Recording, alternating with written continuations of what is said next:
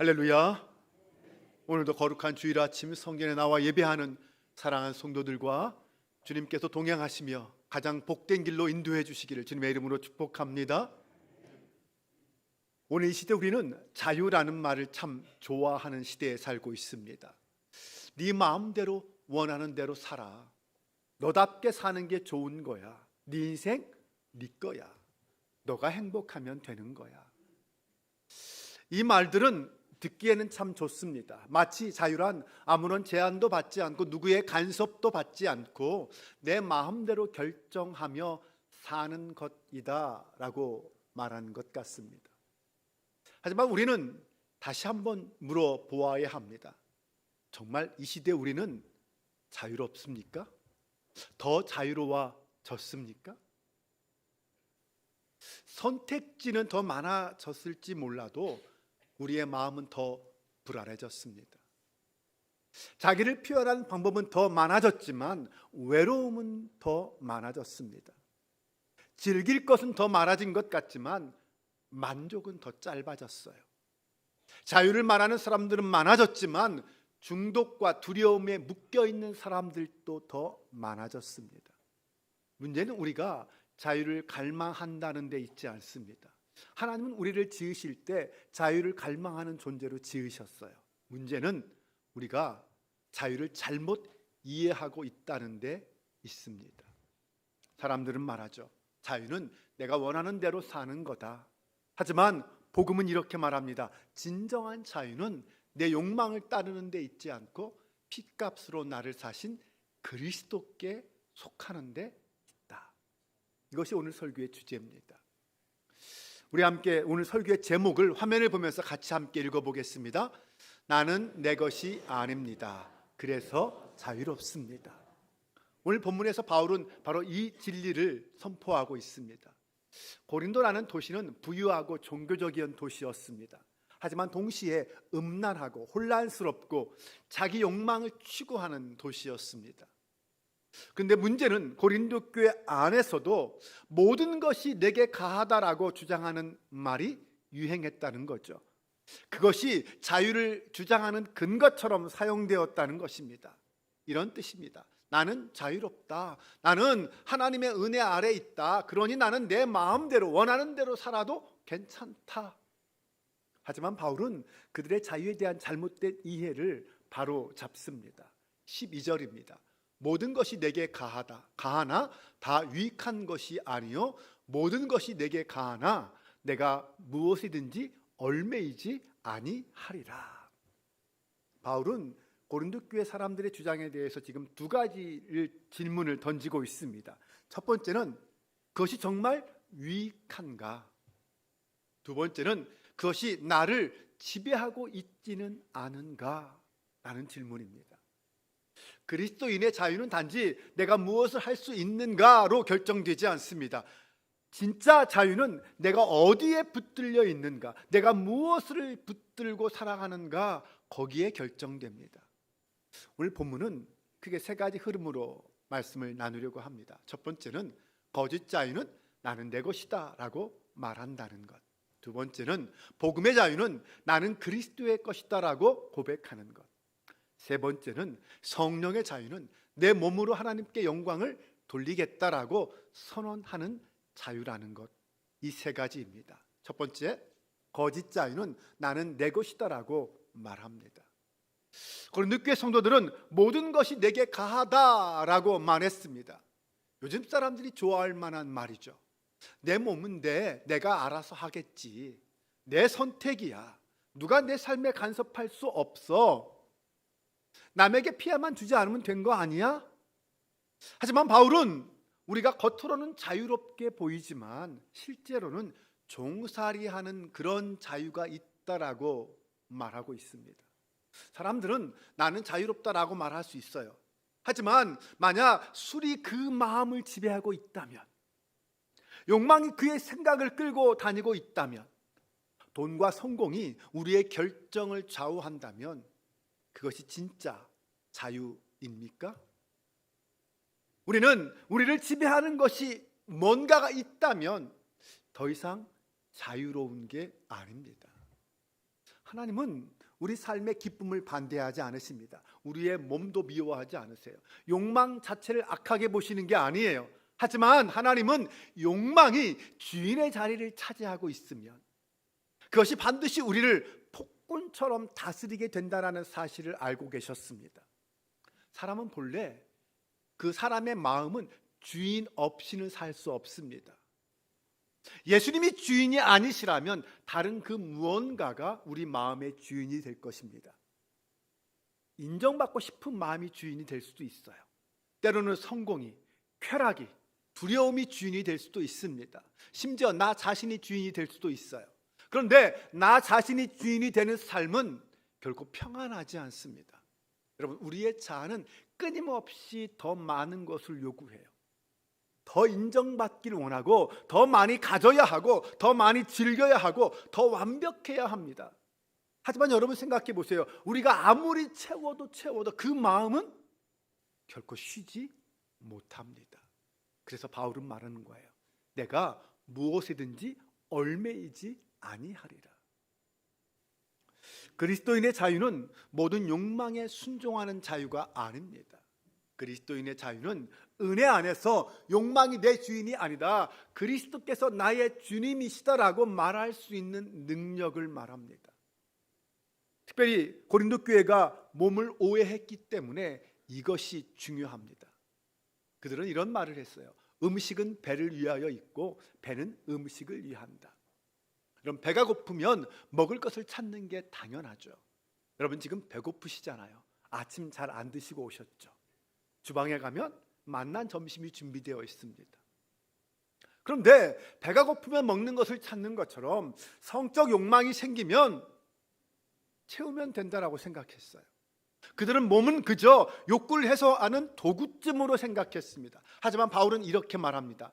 몸은 음란을 위하여 있지 않고 오직 주를 위하여 있으며 주는 몸을 위하여 계신다. 여러분, 우리의 몸은 무의미한 존재가 아니에요. 우리의 몸은 영적인 삶과 분리되어 있지 않습니다. 우리의 몸도 주님께 속해 있어요. 그런데 사람들은요, 몸을 숭배하길 좋아합니다. 그래서 외모를 가꾸고 젊음을 유지하려고 하고 매력을 보이려고 하죠. 그래서 자기 가치를 증명하려고 합니다. 또 어떤 사람들은 몸을 멸시하는 사람들이 있어요. 수치심과 방치, 중독, 자기 혐오 같은 것을 통해서 자기 몸을 함부로 대하는 사람들이 있습니다. 하지만 성경은 그런 것을 말하지 않습니다. 성경은 몸을 숭배하지도 말고 몸을 멸시하지도 말고 몸은 주님의 것이기에 존귀하게 여기라 라고 말합니다. 여러분, 우리의 몸은 쾌락을 위한 장난감이 아니에요. 다른 사람의 인정을 받기 위한 상품으로 취급될 수도 없습니다. 함부로 버려질 쓰레기도 아니에요. 우리의 몸은 주님으로부터 지음받은 거예요. 거짓 자유는 나는 내 것이다라고 말합니다. 그러나 복음의 자유는 다르게 말합니다. 복음의 자유는 나는 그리스도의 것이다라고 고백합니다. 오늘 본문 19절에서 20절 말씀을 다 같이 화면을 보면서 읽어보겠습니다. 너희 몸은 너희가 하나님께로부터 받은 바 너희 가운데 계신 성령의 전인 줄을 알지 못하느냐. 너희는 너희 자신의 것이 아니라.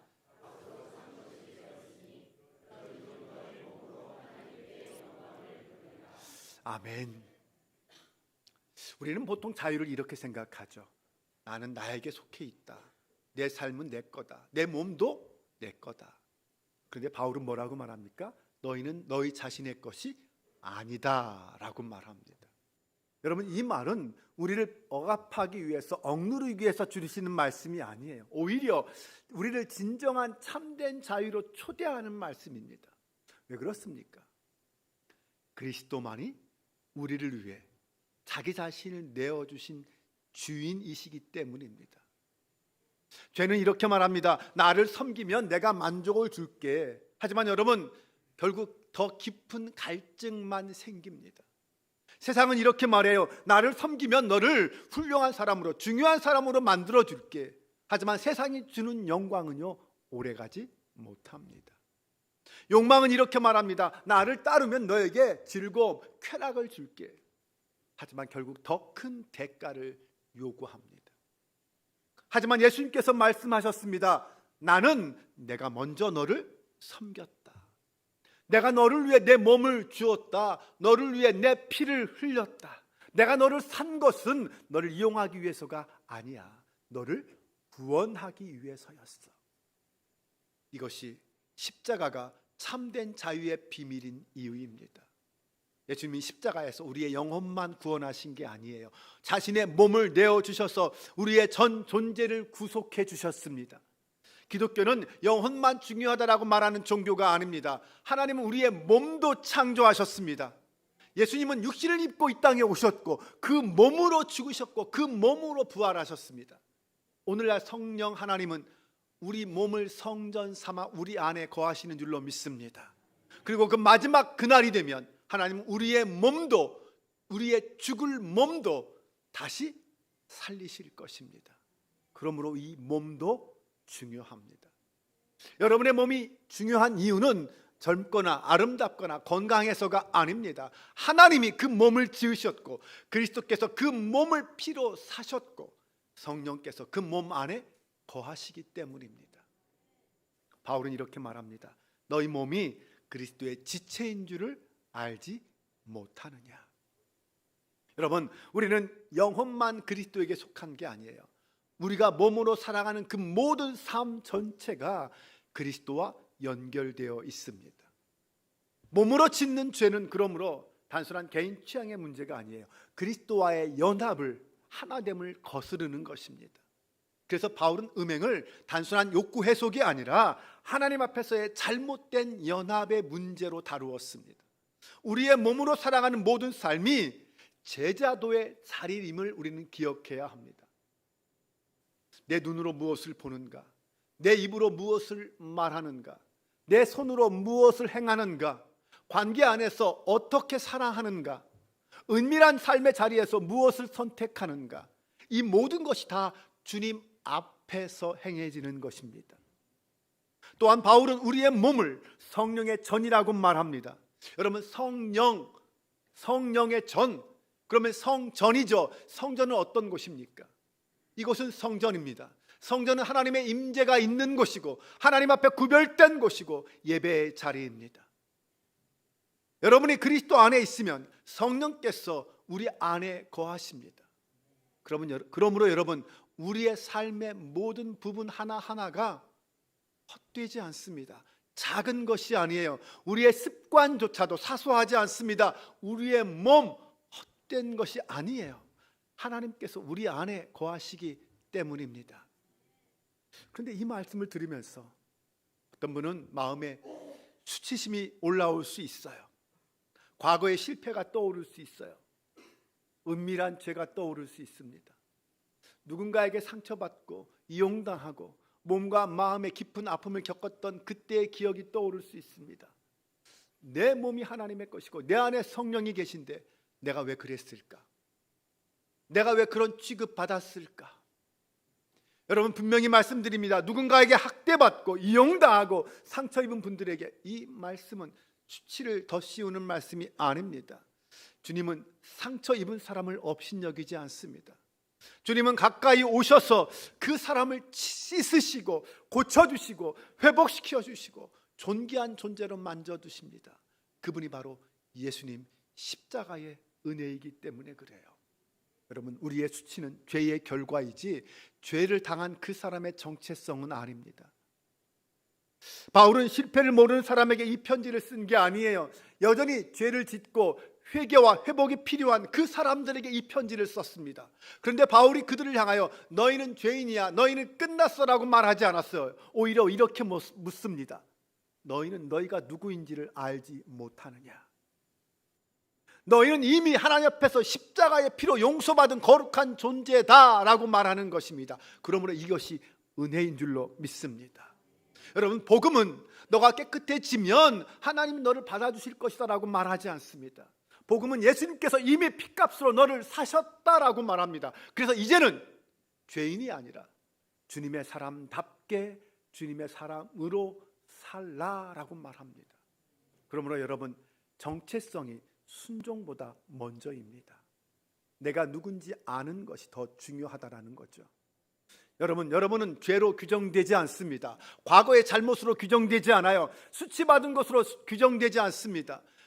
그리스도 안에 있다면 이미 우리는 주님의 것인 줄로 믿으시기 바랍니다. 이것이 바로 복음이 주는 자유입니다. 나는 내 욕망의 것도 아니고 내 과거의 것도 아닙니다. 내 실패의 것도 아니에요. 나는 나를 위해 자기 자신을 내어주신 예수 그리스도의 것인 줄로 믿습니다. 세 번째, 성령의 자유는 내 몸으로 하나님께 영광을 돌리겠다라고 선언합니다. 바울은 마지막에 이렇게 명령했어요. 그런즉 너희 몸으로 하나님께 영광을 돌리라. 너희 몸으로 하나님께 영광을 돌리라. 바울은 마지막에 죄 짓지 말라, 열심히 살아라, 깨끗하게 살아라고 말하지 않았어요. 물론 죄를 짓지 말아야 합니다. 음행도 피해야 돼요. 하지만 바울의 결론은 뭐뭐를 하지 말라라는 단순한 금지가 아니라 훨씬 더 강하고 큰 명령을 하는 거예요. 너희 몸으로 하나님께 영광을 돌리라. 이 말은 우리의 몸으로 살아가는 우리의 전 생애가 하나님 앞에 예배가 될 수 있다라는 말입니다. 물론 바울이 직접 다루었던 이야기는 음행에 대한 이야기예요. 하지만 성적인 영역에만 머물지 않아요. 너희 몸으로, 너의 삶으로 하나님 앞에 영광을 돌리라 라고 말하는 것이죠. 우리의 눈과 우리의 입, 손과 발, 시간과 습관까지 모든 관계와 그 은밀한 삶까지 주님 앞에 영광을 돌리는 삶으로 나아가라라는 것입니다. 입으로 비난 대신 격려를 한다면 우리는 우리의 삶으로 하나님께 영광을 돌리는 것입니다. 우리의 손으로 약한 사람을 섬긴다면 우리는 우리의 삶 전체로 하나님 앞에 영광을 돌리는 것입니다. 우리의 눈으로 사람을 음욕이나 경멸로 바라보지 않고 긍휼로 바라본다면 우리는 우리의 일상을 통하여 하나님 앞에 영광을 돌리는 것이 될 것입니다.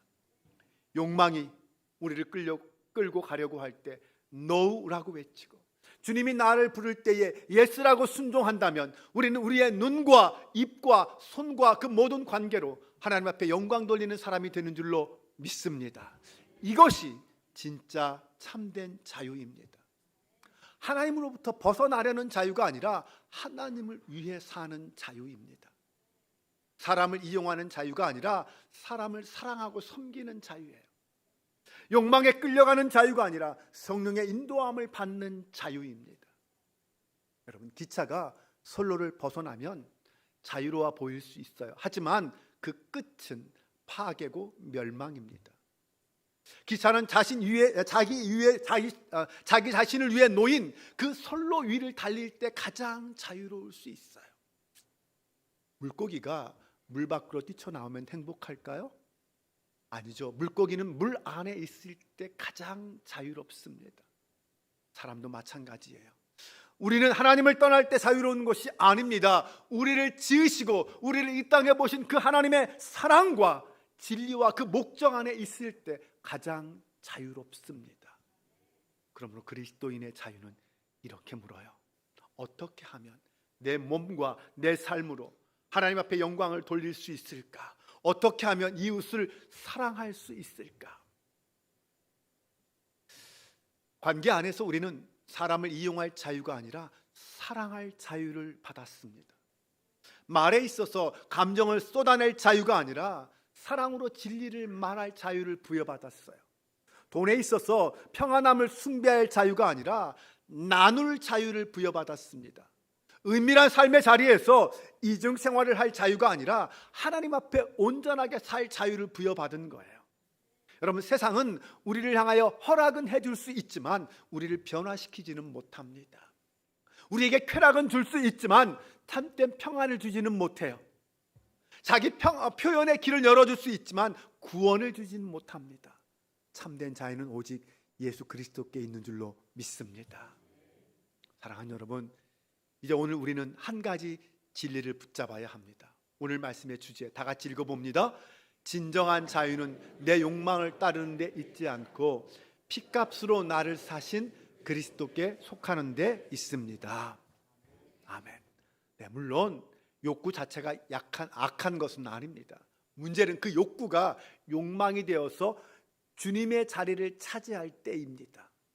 하나님이 주시는 욕구는 주님의 질서 안에 있을 때 선하게 쓰이지만 주인의 자리로 들어가면 우리를 무너뜨립니다. 사랑하는 여러분, 이번 한 주를 살아가면서 여러분의 일생 가운데 한 가지 영역을 지정하십시오. 그것이 우리의 눈일 수도 있고 우리의 말일 수도 있고 휴대폰일 수도 있습니다. 어떤 성적인 문제일 수도 있고 내 안에 있는 분노일 수도 있어요. 뭔가 하나를 정하고 기도하십시오. 주님, 이것도 주님의 것입니다. 내 손도, 내 입도, 내 마음도 주님의 것입니다.